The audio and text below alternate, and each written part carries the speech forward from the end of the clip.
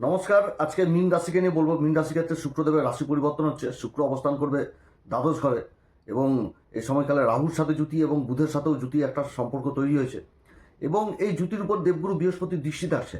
তো এই সময়কালে মীন রাশি কোন দিক থেকে লাভবান হবে, কোন দিক থেকে বিশেষ সাবধান, কোন বিশেষ উপাচার করবে, এগুলো সমস্ত কিছু আজকের ভিডিওতে তুলে ধরবো এবং কোন এমন বিশেষ কাজ রয়েছে যেগুলো করা উচিত হবে না মীন রাশির, সেগুলো বলবো। তো যাই হোক, অনুষ্ঠানটি শুরু করার আগে সবার প্রথম বলি, এটা গ্রহের গোচর এবং চন্দ্ররাশি অনুসারে আলোচনা করা হচ্ছে। কারো কোনো রকম ব্যক্তিগত কুষ্টি ধরে আলোচনা নয়। অনুষ্ঠানটি যদি ভালো লাগে তাহলে অবশ্যই লাইক, শেয়ার, কমেন্ট, তার সাথে সাবস্ক্রাইব করবেন। আপনারা সাবস্ক্রাইব করলে বিশেষভাবে অনুপ্রাণিত হয়। এবারে পরিবর্তনটা বিশেষভাবে টুইস্ট থাকছে, কারণ শুক্র যখনই এই কুম্ভ রাশিতে প্রবেশ করবে, কারণ মীন রাশিতে তো শুক্র উচ্চ হয়ে যায়। এবার শুক্র এখানেতে প্রবেশ করা মানে শুক্র কুম্ভ রাশিকেও প্রভাবিত করবে এবং উচ্চবিলাসী, এবং যেহেতু শুক্র সামনের ঘরেরও ফল দেয়, অর্থাৎ উচ্চ ঘরেরও কিন্তু এই সময়কালে ফল দেবে। আর উচ্চ ঘরে কিন্তু অবস্থান করছে শনিদেব, আর সাড়ে সাতি চলছে। তো মীন রাশির সাড়ে সাতি চলছে, প্রথম থেকে বলে এসেছে যে হিসাবের মধ্যে থাকতে হবে, এবং শনি যে নক্ষত্র অবস্থান করছে মীন রাশির ক্ষেত্রে, সেটা কিন্তু নিজের নক্ষত্র, উত্তরা ভাদ্রপদ নক্ষত্র। আর উত্তরা ভাদ্রপদ নক্ষত্র মানেই হিসাব, ম্যাথামেটিক্স, অঙ্ক, এগুলো জিনিস উঠে আসে। তো যাই হোক, রাশির অধিপতি দেবগুরু বৃহস্পতি চতুর্থ ঘরে অবস্থান, এই অবস্থানটা যথেষ্ট ভালো। শনির সাথে একটা কেন্দ্রের সম্পর্ক হয়ে গেছে এবং দেবগুরু বৃহস্পতির যে দৃষ্টিগুলো পড়ছে এই সময়কালে, এটাও যথেষ্ট ভালো। কারণ দেবগুরু বৃহস্পতি চতুর্থ ঘরে অবস্থান করে তার পঞ্চম দৃষ্টি পড়ছে তুলা রাশির উপর, অর্থাৎ শুক্রের মূল ত্রিকোণ রাশির উপরে দৃষ্টি পড়ছে, এবং দেবগুরু দৃষ্টি পড়ছে সপ্তম দৃষ্টি কর্মের ঘর, নিজের মূল ত্রিকোণ রাশি ধনু রাশির উপর, এবং তার সাথে নবম দৃষ্টি পড়ছে একদম দ্বাদশ ঘরে, যেটা হচ্ছে কুম্ভ রাশি। অর্থাৎ শনির মূল ত্রিকোণ রাশিকে দেখছে। আবার শনিও কিন্তু দেবগুরু বৃহস্পতি রাশিতে অবস্থান করছে। এবার শনির মূল ত্রিকোণ রাশি যেটা কুম্ভ রাশি, এই ঘরে রাহু অবস্থান করছে। রাহুর উপর দেবগুরু বৃহস্পতির দৃষ্টি। বুধ চলে এসছে। বুধ এখানটাতে যে পরিবর্তনটা আছে, পরিবর্তনটাতে বুধ হচ্ছে ফেব্রুয়ারি মাসের 4 তারিখে বুধ রাশি পরিবর্তন করছে। তারপরে 7ই ফেব্রুয়ারি শতবিশা নক্ষত্রে অবস্থান করবে, তার আগে তো ধনিষ্ঠা।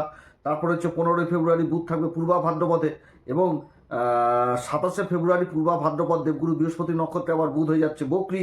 10ই মার্চ শতবিশা নক্ষত্রে বক্রী অবস্থায় ফিরে আসবে। 21শে মার্চ আবার কিন্তু বুধ হয়ে যাবে মার্গী। তারপরে আবার 1লা এপ্রিল বুধ কিন্তু আবার প্রবেশ করবে সেই পূর্বা ভাদ্রপদে, এবং এখানটাতে কিন্তু আবার 10 তারিখ পর্যন্ত থেকে এপ্রিল মাসের, তারপর কিন্তু আবার বুধ রাশি পরিবর্তন করবে। তো বুধের একটা কিন্তু লম্বা পিরিয়ড থাকছে, প্রায় 67-68 দিনের মতন বুধের পরিবর্তন। তাহলে বুধের উপর দৃষ্টিটা থাকছে। আর বুধ হচ্ছে মীন রাশির ক্ষেত্রে কেন্দ্রের দুটি ঘরের অধিপতি। দুটি ঘর বলতে দেবগুরু বৃহস্পতি বুধের রাশিতে অবস্থান করে বুধকেও দেখবে। বুধের উপর নবম দৃষ্টি থাকছে, তাহলে চতুর্থ ঘর সুখের ঘরটা গেল বুধ, আর এদিকে হচ্ছে সপ্তম ঘর। তাহলে এই দুই ঘরের অধিপতি বুধ রাহুর সাথে জুতি করছে, সেই জুতির উপর দৃষ্টি। এবার শুক্রও চলে আসলো। শুক্র এখানটাতে থাকবে হচ্ছে একদম মার্চ মাসের 1 তারিখ পর্যন্ত থাকবে। এখানেতে যখনই শুক্র প্রবেশ করবে তখন তো চলে আসবে ধনিষ্ঠা নক্ষত্র, মঙ্গলের নক্ষত্রে। আর মঙ্গল হচ্ছে মীন রাশির ক্ষেত্রে ভাগ্যের ঘরের অধিপতি। তো মঙ্গলের নক্ষত্র ধনিষ্ঠাতে থাকবে হচ্ছে টানা 10 তারিখ পর্যন্ত। তারপরে 11 তারিখ থেকে চলে আসবে আবার শতবিশা নক্ষত্রে, রাহুর সাথে জুতি। শতবিশা নক্ষত্র রাহুর নক্ষত্র এইখানটাতে থাকবে হচ্ছে 21শে ফেব্রুয়ারি পর্যন্ত। তারপরে একদম 22শে ফেব্রুয়ারি থেকে মার্চ মাসের 1 তারিখ পর্যন্ত থাকবে দেবগুরু বৃহস্পতি নক্ষত্র পূর্বা ভাদ্রপদে।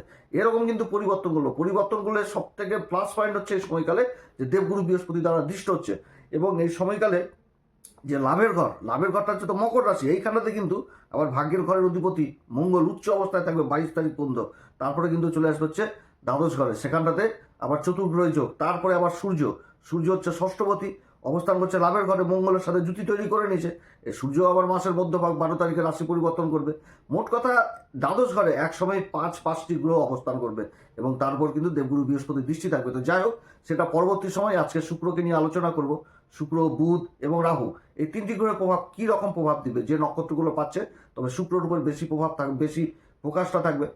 তো শুক্র যে মুহূর্তে রাশি পরিবর্তন করছে সেটা কিন্তু হচ্ছে ধনিষ্ঠা নক্ষত্র, মঙ্গলের নক্ষত্রে থাকবে। এবং মঙ্গল এখানটাতে এই সময়কালে কিন্তু উচ্চ অবস্থায় আবার থাকছে হচ্ছে সেই কিন্তু ওই লাভের ঘরে। তো ভাগ্যের ঘরের অধিপতি হচ্ছে মঙ্গল এখন এই ঘরে অবস্থান করবে। তো অবস্থানটা তো যথেষ্ট ভালো অবস্থান হতে যাচ্ছে, ভালো অবস্থান। লাভের ঘরের অধিপতির নক্ষত্রে অবস্থান করবে হচ্ছে শুক্র, যে শুক্র হচ্ছে এই মীন রাশিতে উচ্চাভিলাষী এখন।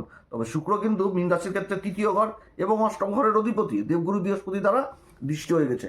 কত সুন্দর অবস্থান হচ্ছে, এবং লক্ষ্মীনারায়ণ যোগ তৈরি হচ্ছে শুক্রের দ্বারা এখানটাতে। সেরকম রাহুর সাথে জুতি তৈরি হয়ে গেছে দ্বাদশ ঘরে। তবে সবই যে শুধু ভালো পরিণাম দিবে এটাও না। শুক্র রাহুর জুতি, তার সাথে বুধের অবস্থান, এই জুতিরও কিছুটা নেগেটিভ প্রভাব থাকবে। রাশির উপর শনি, এই শনি আর রাহু তো কিছু না কিছু প্রভাব দিবে। সব দিক থেকে তো ভালো প্রভাব এটা তো হতে পারে না, কারণ এরা পাপী গ্রহের শ্রেণীতে পড়ছে। তো এখানটাতে কি হবে ভালো, এই যে মঙ্গলের নক্ষত্রে যখনই চলে আসবে শুক্র এই দ্বাদশ ঘরে, তো মঙ্গল হচ্ছে ভাগ্যের ঘরের অধিপতি, সেরকম হচ্ছে মঙ্গল একদম কারক গ্রহ। কারক গ্রহ তো মঙ্গল, ধনসম্পত্তির ঘরেরও তো অধিপতি মঙ্গল। এখানটাতে অবস্থান করবে, কিসের ইঙ্গিত দিচ্ছে এই সময়কালে? এই সময়কালে লাভ হবে, বিদেশ সংক্রান্ত কাজগুলোতে বিশেষভাবে লাভ হবে, ধনসম্পত্তি লাভ করতে পারবে। এবং এই সময়কালে ইনভেস্ট জিনিসটাও বুঝাচ্ছে, কারণ সুখ জিনিসটা আসবে কোন দিক থেকে? যেদিকে কোনো কিছুতে ইনভেস্ট করা হয়েছে বিগত দিনে, সেইখান থেকে একটা ভালো লাভ হওয়ার সম্ভাবনা থাকছে। কারণ দেবগুরু বৃহস্পতি সুখের ঘরে বক্রি অবস্থায়, তার দৃষ্টি যে পড়ে যাচ্ছে এই জ্যোতির উপর, এই জ্যোতির উপর কিন্তু দৃষ্টি পড়ে যাচ্ছে। মঙ্গলের এই নক্ষত্র খুবই ভালো অবস্থান হতে যাচ্ছে, খুবই ভালো অবস্থান শুক্রের দ্বাদশ ঘরে। দ্বাদশ ঘরে শুক্রের অবস্থান হয়ে যাওয়া মানে কি, যে মানে এটাকে বলে কামধেনু গায়ে, এক কথায় বলতে গেলে যে মনের ইচ্ছা পূরণ, বাসনা সমস্ত কিছুকে মানে পূরণ করে দেওয়া। আর মঙ্গলের নক্ষত্র, মঙ্গলকে এমনিতেই ভূমিপুত্র বলা হয় মঙ্গল, এবং মঙ্গল লাভের ঘরে উচ্চ অবস্থায় অবস্থান করছে। চারিদিক থেকে একটা অবস্থান, মানে মঙ্গলের অবস্থানটা ভালো, তার নক্ষত্রে দ্বাদশ ঘরে অবস্থান করছে। তো অবস্থান, এই অবস্থানের জন্য যথেষ্ট ভালো। প্রশাসনিক দিক থেকে কর্মক্ষেত্রে এই সময়কালে কি হবে, যে পরিবর্তনটা হবে, সেই পরিবর্তনটাতে একটা ভালো লাভজনক অবস্থান। যে যারা বহুদিন ধরে চেষ্টা করছেন যে আমার ট্রান্সফার হচ্ছে না কর্মক্ষেত্রে, সেটা সরকারি হোক বেসরকারি ক্ষেত্রে হোক, সেদিক থেকে একটা ভালো জায়গা পেয়ে যাওয়া, প্রমোশন হয়ে যাওয়া, কর্মসূত্রে বিদেশ যাত্রা হওয়া, সেখানটাতে প্রশংসার পাত্র হয়ে যাওয়া। এই সময়কালে ইম্পোর্ট এক্সপোর্টের কাজের সাথে যারা যুক্ত রয়েছে, সেই কাজগুলো যথেষ্ট ভালো হবে, যথেষ্ট ভালো হবে। এই সময়কালে কর্মক্ষেত্রে নিজের প্রশংসার পাত্র, নিজের কর্মক্ষেত্রে যে একটা মানে প্রতিভা জিনিসটা, প্রতিভা গুণ, এগুলো সমস্ত কিছু উঠে চলে আসবে, কারণ শুক্র থেকে এগুলো জিনিসই বুঝাচ্ছে। অর্থাৎ ধনিষ্ঠা নক্ষত্রে কিন্তু যথেষ্ট ভালো মানে ভালো প্রভাব দিবে। এবং ধনিষ্ঠা নক্ষত্রের শুক্রের এই অবস্থানে সোশ্যাল মিডিয়াতে যারা অ্যাক্টিভ রয়েছেন, সেই দিকটাও যথেষ্ট কিন্তু ভালো উঠে আসছে। সোশ্যাল মিডিয়া যারা নাচ গান নৃত্য চিত্র এই সমস্ত কাজের সাথে যুক্ত রয়েছেন, বা এই সমস্ত কাজের ইনস্ট্রুমেন্টের কাজের সাথে যুক্ত রয়েছেন, সেই জায়গাগুলো ভালো হতে যাচ্ছে এই সময়কালে। এই সময়কালে যথেষ্ট ভালো হতে যাচ্ছে, অর্থাৎ খুবই ভালো অবস্থান হতে যাচ্ছে মঙ্গলের নক্ষত্রে। তবে বিদেশ সংক্রান্ত কাজগুলো যথেষ্ট ভালো হবে। ব্যয় জিনিসটা হবে, কিসের ব্যয় হবে? যারা জায়গা জমি সংক্রান্ত কাজের সাথে যুক্ত রয়েছেন, জায়গা জমি সংক্রান্ত বড় বড় ফ্ল্যাটের কাজে যুক্ত রয়েছেন, যে কাজগুলো হয়তো বিগত দিনে কোনো একটা বড় ড্রিল হয়ে গেছিলো, সেটা সম্ভব হচ্ছিল না, এই সময়কালে কিন্তু এদিক থেকে লাভবান হতে যাচ্ছে। জায়গা জমি সংক্রান্ত কাজগুলোতে বিশেষভাবে লাভ হতে যাচ্ছে।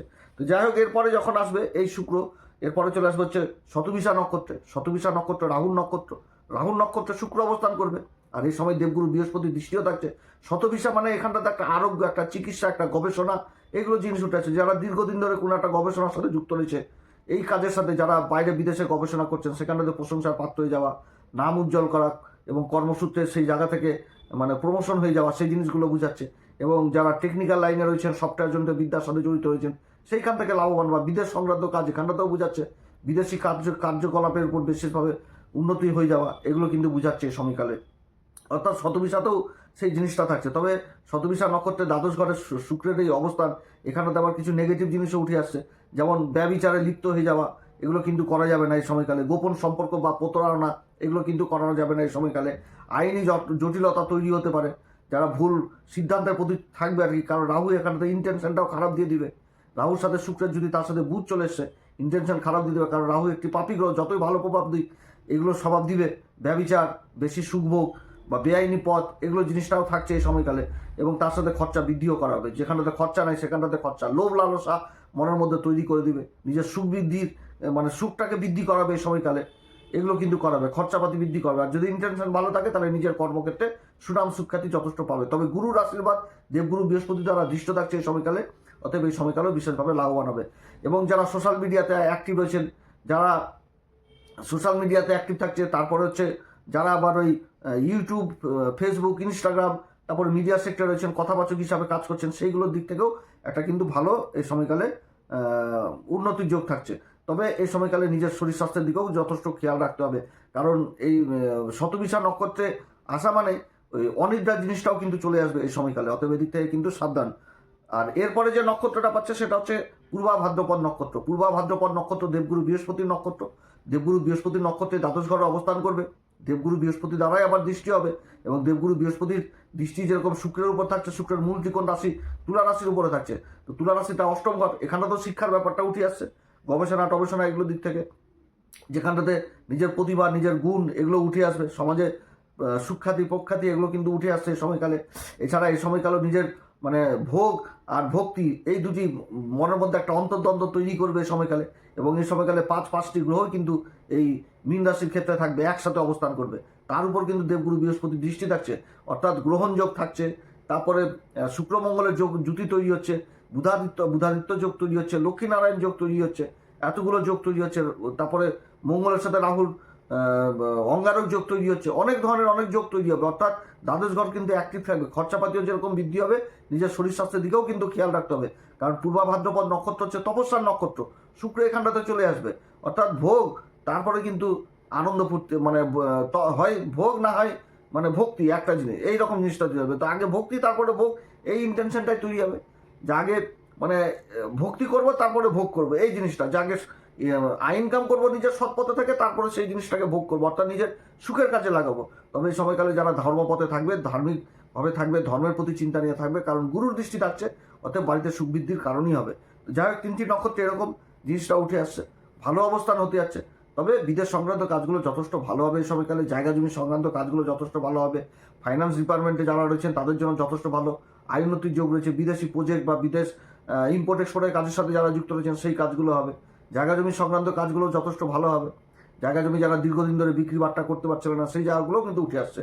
তো যাই হোক, 5টি গ্রহের এখনো অবস্থান হয়নি, তখন বিশেষভাবে আলোচনা করব। শুক্রের পরিবর্তন এই 3টি নক্ষত্রে এরকম প্রভাব এই সময়কালে দিবে। এই সময়কালে অবশ্যই আপনারা হনুমান চল্লিশা, বজ্রংবান, শ্রীরাম সীতা প্রণাম মন্ত্র সহকারে পাঠ করবেন, সূর্যদেবকে অর্ঘ্য দেবেন। এরপরে আবার আসবে একটি নতুন পর্ব নিয়ে। নমস্কার, ধন্যবাদ।